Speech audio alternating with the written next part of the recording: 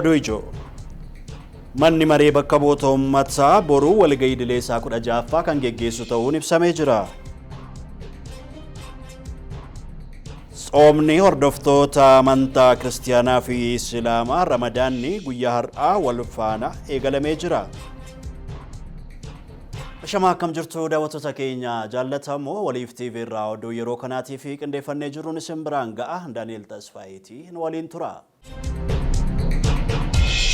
Manni maree bakka bu'oota uummataa guyyaa boruu walgahii idilee 16ffaa bara hojii sadaffaasaa kan geggeessu ta'uun ibsamee jira.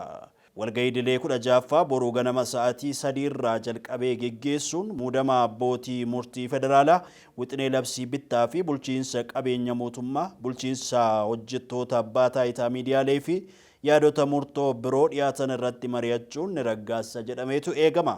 Akkasumas wixinee labsii miidiyaalee Itoophiyaa nishaanii fi badhaasa kabaja ayyaana uummataa murteessuuf ba'e qorachuun koree dhaabbii dhimmichi ilaallatuuf ni dabarsan kan eegamu ta'uu ragaan mana marichaa irraa argame ni mul'isa.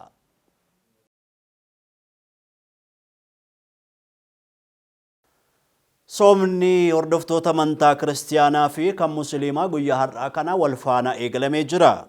Soomni kun yeroo kadhannaa jedhamuun kan beekamu yoo ta'u bakkeewwan waraanni itti geggeeffamaa jirutti waraanni akka dhaabbatuuf dhaabbileen idil addunyaadhaa gaafachaa jiru. Borumashii gabaasa dabalataa qindeesseera.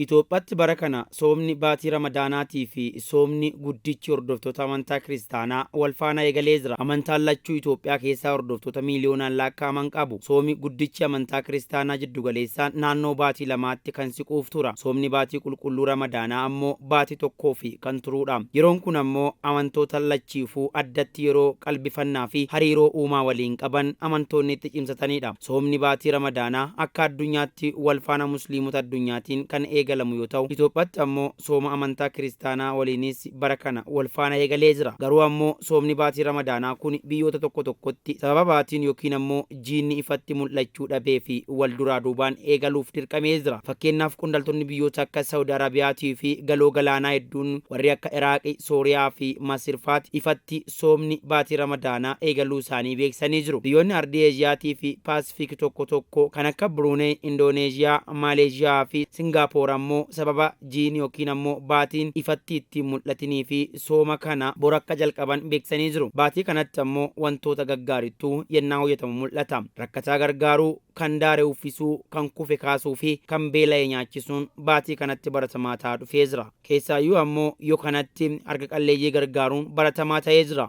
Itoophiyaatti soomni Ramadaanaa fuullee har'aa akkuma eegaleeni dhaabbileen hedduun aadaa wal gargaarsa isaanii eegalanii jiru. Fakkeenyaaf waldaan misoomaa fi tola ooltummaa dargaggoota Kamisee mata duree Ramadaana hiyyeeyyii waliin jedhuun gargaarsa taasisee jira. Warri hedduun ammoo miidiyaan atoon gabaasiin gargaarsa eegalanii jiru. Walumatti soomni lachuu walirratti galuun isaa lammiileen Itoophiyaa harki caalu yeroo kadhannaa fi eebbifamaa akka keessummeessan abdatama. Yeroon kun ammoo yeroo gaaga'amni hedduun Itoophiyaa dabalatee guutuu addunyaatti mul'ataa jirudha. Ammatti Itoophiyaa keessa walitti bu'iinsa humnoota finciltootaatii fi humnoota mootummaa jidduu jiru dabalatee gaaga'amni jiruutiif qaala'insi jireenyaa yeroo itti hammaateedha. Guutuu Itoophiyaa sadarkaa jedhamuun danda'amutti gaaga'amni jiruu ilmaan namaa dhiphisee ni mul'ata. Addunyaa irrattis rakkoon akkasii danuun mul'ataa jira. Awurooppaatti waraanni Raashiyaatii fi Yuukireen balaa addunyaa maraa ta'ee mul'atee jira. Eeshiyaatti ammoo waraanni Gaazaa kabaja ilmaan namaa akkaan salphisaa jira. Dhaabbata mootummoota gamtoomanii UN dabalatee dhaabbileen addunyaa hedduun ammoo gaaga'amni kun akka to'atamuu fi watwaachuu irratti argamu. Keessaayyuu ammoo waraanni Israa'el Gaazaa keessatti gaggeessaa jirtu akka baatii sooma Ramadaanaa kanatti dhaabbatuuf jecha Ameerikaa fi dhaabbata mootummoota gamtoomanii dabalatee dhaabbileen hedduun waamicha godhanii jiru. Gama biraatiin ammoo ollaa Itoophiyaa gama lixaatiin ka jirtu Sudaan keessatti lolli baatiiwwaniif gaggeeffame rakkoo namoomaa hamaa uumee jira. Manni maree nageenya dhaabbata mootummoota gamtoomanii ammoo ji'a qulqulluu Ramadaanaa kanatti lolli kun akka dhaabbatuu fi waamicha dhiyeessee ture. Garuu ammoo haaldureewwan wal morkattoonni kiyaaniin adoo waraanni kun hin dhaabbatin baatiin Ramadaanaa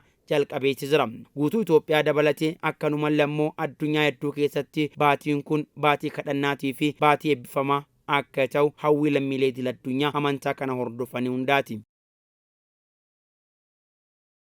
Magaalaan Moyyaalee erga hundeeffamtee waggaa 100 guuttee jirti. Waggoota 100ffaan magaalaa Mooyyaalee sirnoota adda addaatiin kabajamee jira. Girmaa Guddisaa dabalata qaba. Magaalaan Mooyyaalee hundeeffama ishee waggaa 100ffaa kabajuun tibba kana dabarsitee jirti. Magaalaan Mooyyaalee naannoo Oromiyaa godina Booranaa keessatti kan argamtudha. Giddugala daldala kibba Itoophiyaa kan taate fi daangaa Itoophiyaa fi Keeniyaa irratti kan argamtu magaalaan Mooyyaalee hundeeffama ishee waggaa 100ffaa tibba kana kabajtee jirti. Magaalaan kun Finfinnee irraa kiiloomeetira 780, Naayiroobii irraa immoo kiiloomeetira 777 fagaachuun qixxee lamaan magaalota lamaanitti argamti. Magaalaan kibba baha Oromiyaa sabaaf sablammoota biyyattii keessatti jiraatanidha. Mooyyaaleen Oromoo Booranaa fi Gabraa Marsaabiit kan Keeniyaa jiru walitti fiduun riqicha taate tajaajilti. Oromiyaaf ammoo ulaa idil addunyaa tokkicha ta'uun tajaajilti. Kana malees uummata Somaalee dabalatee sabab sablammoota hedduu hammachuun daldala ho'aa keessummeessuu irratti argamti. Naannoo Mooyyaaleetti ijaarsi jalqaba bara 1923 namni Giriikii Filiip Zaafiroon kan ijaare yoo ta'u, jaarraa tokkoon dura bara 1924 ammoo magaalaa Oromtichaa Booranaa hangafa ta'uun ifaan doofte. Yeroo waraana addunyaa lammaffaatti magaalaan Mooyyaalee gama Itoophiyaa fi Keeniyaan jiru humnoota Xaaliyaaniin qabamee kan ture yoo ta'u, bara 1941 ammoo Biriteen Mooyyaalee gama Keeniyaan jiru bulchiinsa kolonii isheetti makuun bulchaa turtee jirti. Bara 2001 ministeerri muummee Itoophiyaa duraanii Mallas Zeenaawiin Mooyyaaleen magaalaa murteessitu wal jijjiirraa daldalaa waan taateef sararri daandii konkolaataa fi baaburaa hanga Naayiroobii fi buufata doonii Laamuu gahu akka ijaaramu karoorsuu ifoomsanii turan. Waggaa afur duras daandiin Trans-African Highway hawaasa Mooyyaaleen darbee Naayiroobii wal qunnamsiisu ministeera muummee Abiy Ahmed fi pirezidaantii Keeniyaa duraanii Uhuru Keeniyaataan eebbifamee jira. Magaalaan jaarraa tokko lakkoofsitee kun teessuma murteessaa qabaachuu isheerraa kan ka'e mootummaan naannoo Oromiyaa gurraandhala bara 2023tti itti waamamni ishee naannoof akka ta'u murteessee jira. Magaalaan kun hundeeffama ishee waggaa 100ffaas bitootessaa 9 bara 2024 sirnoota garaa garaan kabajtee dabarsitee jirti.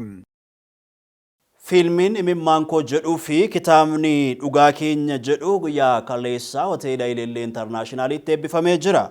Fiilmii Imimaankoo jedhuu fi kitaabni Dhugaa Keenya jedhu magaalaa Finfinnee hoteela Ilillee Intarnaashinaalitti eebbifame. Sirni eebba fiilmii Imimaankoo fi kitaaba Dhugaa Keenya jedhu kan Injiinar Daani'el Gammadaatiin qophaa'e yoo ta'u, bakka keessummoonni hedduun argamanitti sirni eebba isaatii gaggeeffamee jira. Botokummaa fiixee kitaaba Dhugaa Keenya jedhu qarshii miliyoona 2 bitanii jiru. Waltajjii irratti pirezidaantiin Maccaaf Tuulamaa obbo Dirribii Damisee deeggarsi taasifameefii jira. Pirezidaantii Waldaa Maccaaf Tuulamaa obbo Dirribii Damisee gorsaa dhaabbata Botokummaa fiixee ta'anii akka tajaajilan akkasumas mindaa ji'a birrii 10,000 akka kaffalamuuf obbo Tokkummaa fiixee waadaa galaniifii jiru. Waliin turtanii oduu keenya waan daawwattanii fi baay'ee sin galateeffannaa. Qophiilee keenya hafan kanneen biroo daawwachuudhaa fi karaa fuula miidiyaalee hawaasaa keenya Facebook, YouTube, TikTok akkasumas immoo karaa Telegiraamii nu argachuu dandeessu. Daani'el Tasfaayetii, yeroo gaarii.